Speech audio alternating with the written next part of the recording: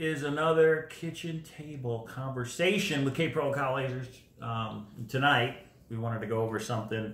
It's something that's been done throughout the 10 years of the Thrill of the Chase by various people, and it's been talked about in various videos. And we're going to talk about it Monday night on our regularly scheduled Forrest Fenn Treasure Found show.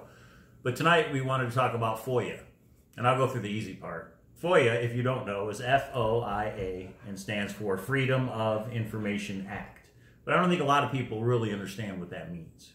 So I'll let K-Pro explain it as best. So we're going to do a quick video on what it means because I have done a FOIA on others. I've had a FOIA done on me, and so I've seen both sides of the FOIA. But not Thrill of the Chase related. Not Thrill of the Chase related. No, it was related otherwise in my profession.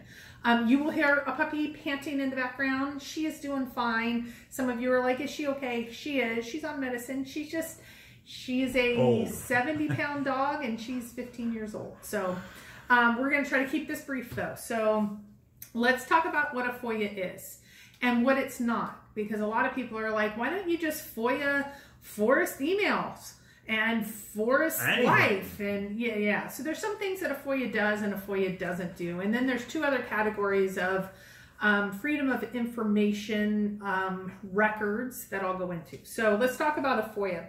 A FOIA started in the 60s, and it was really due to the focus of corruption of government. Government was being secret with their budgets, their communication, what they were doing. Area 51. Okay. And so we are the government, and so there was some laws put into place that said, you're the government, so if you as a citizen wanted to get information, there's a certain process that you have to go through, and you can get that information. What are the budgets according to a certain park or certain... So this is a federal law. Yeah, that's the important part. It's federal law related to taxpayer dollars. That's what you can file a FOIA against. You can't just do it against anybody you want to. It's got to be a federal for a FOIA entity. We're going to go over state because there are some state things. But a FOIA is really all about federal. And so there are some exceptions. So there are some FOIAs that are out there that Forrest Fenn Treasure Hunter said, hey, Yellowstone, we want all your communication. Well, some of the communication was in relation to some people who got arrested. And they actually redacted some of their information, some of their, dates of birth, what their charges were. And that's common, right, for a FOIA result to be redacted. Some of it's redacted. Yes, there's actual categories. Means blacked out. Yeah, so you might get the report, but the report has a bunch of blacked out information. So when you decide, let's say I want to do a FOIA, and I decide, Yellowstone, I need you to respond to me, and you need to respond to me timely. They have 20 days to respond to you. Now, the 20 days is to respond initially to say, we've received your request. What are you asking about? Now, how the FOIA is framed is super important. So if you say, I want all communication of Forrest in the last 10 years with Yellowstone, that's going to take their people a long time to put together, so they can charge you for that. They usually charge 20 cents. You have to pay for it, right? Yeah, you have to pay for it. Okay. There's some exceptions to it, but for the most part, you have to be very specific about what you want. Otherwise, it can cost you a lot of money. So, and a lot of people ask questions of the federal government on how should I submit this? They have some general guidelines, but if you get to the right person, they will not say, well, do this, or let me give you my opinion on how you word that. The wording is super important. So there was a FOIA done on the raid that was done down in a forest home in 2009. 90% of it was redacted. There wasn't a lot of good information from it. And a lot of people say, oh, the government's covering up. No, they just didn't word it correctly. And there's a lot of issues with the wording and how you actually put together a FOIA. They're only going to give you exactly what you asked for, exactly. Right? Yeah. Wording matters. Right. And so you can be denied a FOIA. I went through a FOIA, and at the end of the raid, they actually go through a terrorist check. You have to give them your social security number. You have to give them everything. They have to make sure you're not using this for reasons that are going to go against the government, or... Do you have to be a U.S. citizen to file one? I don't think so. Okay. I don't know that, though. Others can weigh in, put in the comment box, but that's the general essence. But basically, it's, any communication, budgets, correspondence, anything that is within the federal government. So that's the first category of what we're entitled to. Now, that's federal government. Now, let's talk about state government. Those are called record requests. So we're going to be talking tomorrow night about the New Mexico Tourism Board, which is governed by the state of New Mexico, did a video that Jack references on, and he FOIA'd. Some people say FOIA is not the right term then. It's actually a records request, but you can records request the information that the state did. It's the same thing at the federal level, at the state level. Because it's state taxes that pay for it. Exactly. Right? Okay. So it's us. So we have a right to know what you're using our taxes for, and people file these to try and find out. Right. Okay. So we're going to go into that tomorrow night more in depth, but that is how I obtain the information on the video that Jack got. You can actually FOIA a FOIA. I asked, when did Jack get this records request? What was he provided? And I was given that information. So how did you know Jack did a FOIA to begin with?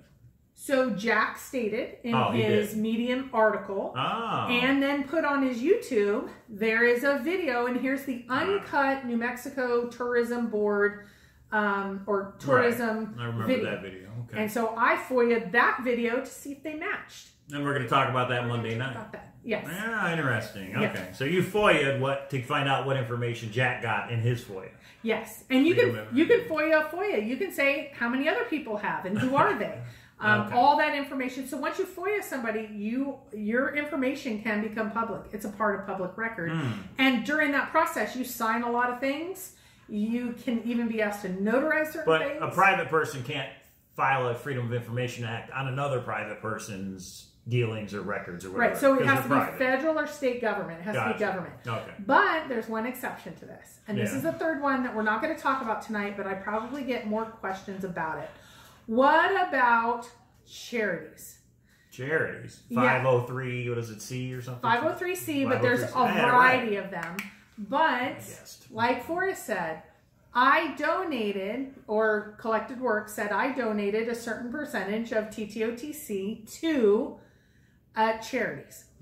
So there is a set of governing laws that came into place many years ago.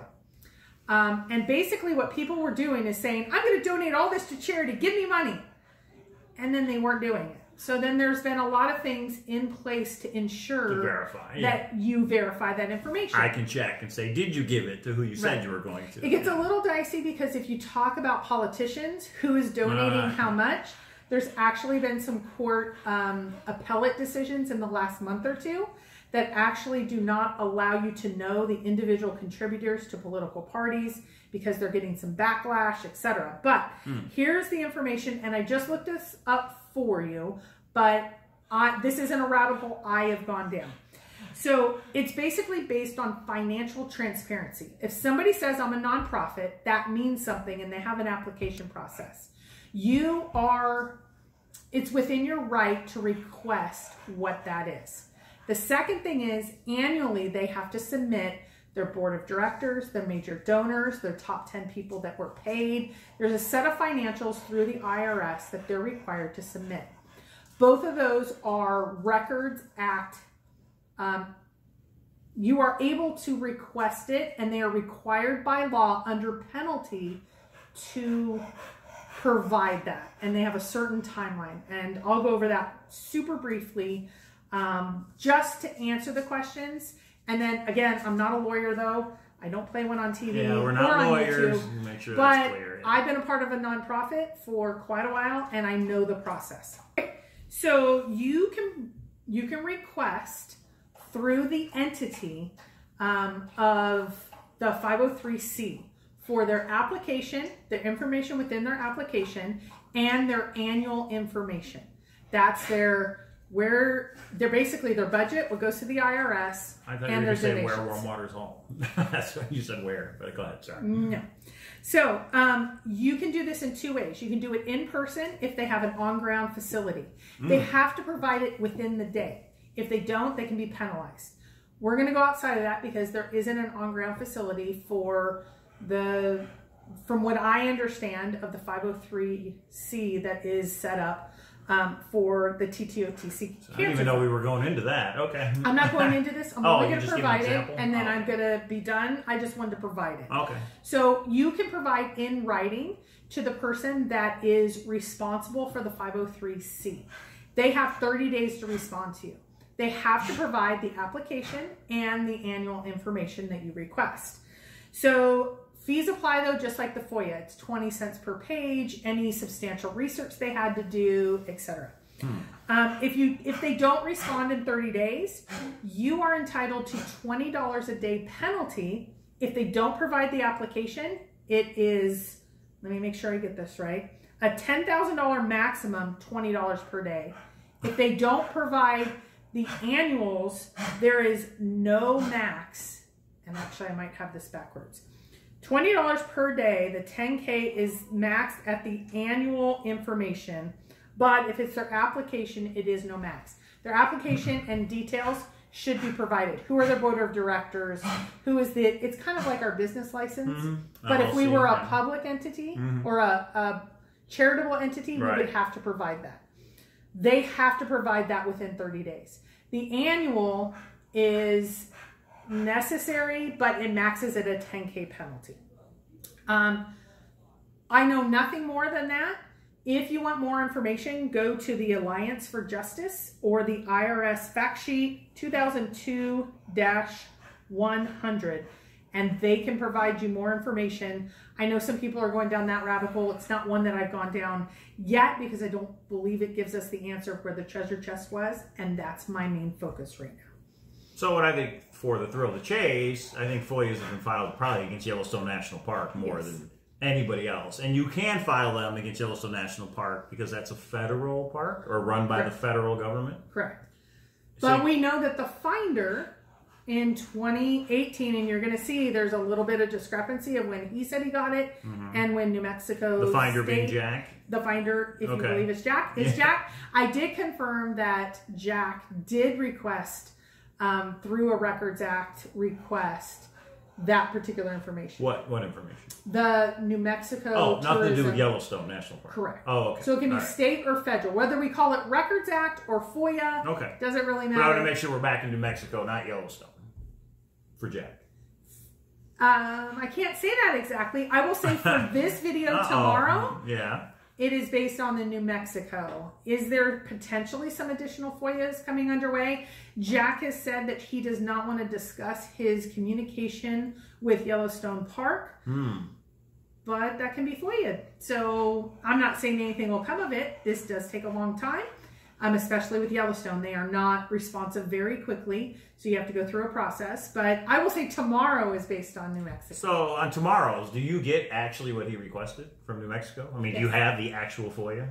Yes. So we'll read that on tomorrow's show? Yes. Or go through it? Oh, okay. Yes. Interesting. So I don't even know. We get the I've video. learned with you guys why. Yeah, because you're not really into it. It's like when you discuss... I don't know. I'm into it. I just don't do the research that you do. That's you're not into it at the nitty-gritty level. I'm into GPS. I'm into try the wheel. I'm into the grand adventure. But we'll get there. But the only way I feel... So there's a little bit of a polarizing way of getting the solve. Is it, we all discuss our solves ad nauseum. Oh, let's say it's GPS and let's talk to sources that say it. Right. Or through what Jack experienced, what we can verify, what information he told the truth, what he didn't. There is some inaccuracies. I think we can find things through the aberrations on the edge, which is Jack at this point, because we don't have Forrest. There's some others involved. I won't get to that at this time, but that's the direction I'm going, right or wrong. Okay. All right. Well, that is... Legally, we don't break laws. We don't do any of the things that other people do. And for the people that are really, really upset about the investigations I'm doing, why? Why are you personally attacking when somebody is just going through the processes and just providing information? I think there's more to your story, but I'm not even going to go there. But I do find it interesting that there is such backlash to the people just trying to investigate legally the truth. Yeah, I don't know. There's my 2 cents. Maybe you can't handle the truth. Well, K-Pro's the investigator. I called her Kolchak before. I'll call her Kolchak again. Those of you that know the TV show know what I'm talking about. No idea. So again, that's tomorrow night. Make sure you check us out. We have a new streaming software, so that'll be fun. We've got some new things we can play with tomorrow night, which I've still got to investigate some of it tonight. And my apologies. Got to give a shout out to Holly. Thank you, Holly. I don't think I do believe I said, well, it's only 2 months, so why not? Yeah. Mike took that as going right ahead. Push the button. I threw it down. I'm going to buy Mike into the WSOP. Oh, wow. And Seniors event, let me guess. Yeah. You do qualify. There's the sad one. Yeah, I will say, I don't go back on my word like some people will give you the truth, and then they don't give you anything for months and months and months. Some people say certain people are going to be on their show, and then there's no way that certain person was ever on their show, but it's interesting. That's what they put in their title. But anyway. I am going to bring it, so Mike, you guys will see, Mike's going to be bought into the WSOP by me because I lay it out. I'll sell action, everybody. You remember that? Wait, you can't sell action when I buy you in. You get the money. They Oh, pay you. then Yeah, see how it's okay now? All right, everybody. So tune in Monday night. Yeah, we've got some new streaming software we'll play with. What was the other thing? There's something else that I'm forgetting for tomorrow night. What was it? What? Oh, that's right. We had a searcher reach out. And I'll just tell you, it's Jens. The searcher? He's not a searcher. Well, whatever. You guys know Jens Okay. with his documentary. He gave me a call last night, and he said, "Hey, I got a cool idea." What's the reason we're going to do this is because some 2 other searchers have also reached out to me with this idea. And I guess it's not a new idea, but we're going to try it again. And that is, we know Jack said there was a fake blaze. When he saw it, he knew it was related to the thrill of the chase, but it was fake. A searcher left it. And Jack says he dismantled it or did something to it so that nobody else could find it. Well, we want to know if you ever put up a fake blaze. And if you did, we want to actually plot out on a map where those fake blazes are. So we're going to talk about this on tomorrow night. But we're talking only in Yellowstone National Park. There's a growing consensus. But why? What did Jens say about why? Because it's a lot easier just to map it in Yellowstone. I want to see what the response is. If you open it up to all of Wyoming, you're going to get a lot, I would think. I mean, how many people are out there leaving fake blazes? But anyway, tune in Monday night. We'll have the details on how we're going to accomplish this. But we want the searchers to let us know who left a fake blaze. We want a picture of it. We want to know where it was. GPS coordinates would be the best. And we're going to share that with everybody in a future video. And we'll show you on the map where these things are. And then people, when they go to Yellowstone, can go boots on the ground to see, is that blaze the same as it was when it was created, or has it been dismantled in some way? And maybe, just maybe, we can figure out what the fake blaze was. And if we do, what does that mean, K-Pro? That means we found the location of the treasure chest. Within 1,000 feet. Within 1,000 feet. And that's easy to do. Yeah. But know that there's no shenanigans because Mike is handling this. Cowlazars at gmail.com. It's not me that makes up stuff and hate everywhere. He's a guy. He doesn't get hate. The haters only attack women. Come on. We'll put it out publicly. Yeah. So, okay, we'll see what we can do with that, everybody. We'll have some fun. So tune in Monday night. YouTube, Cowlazars, you guys know. 7 p.m. Pacific. You guys know. And we'll see you then. Bye.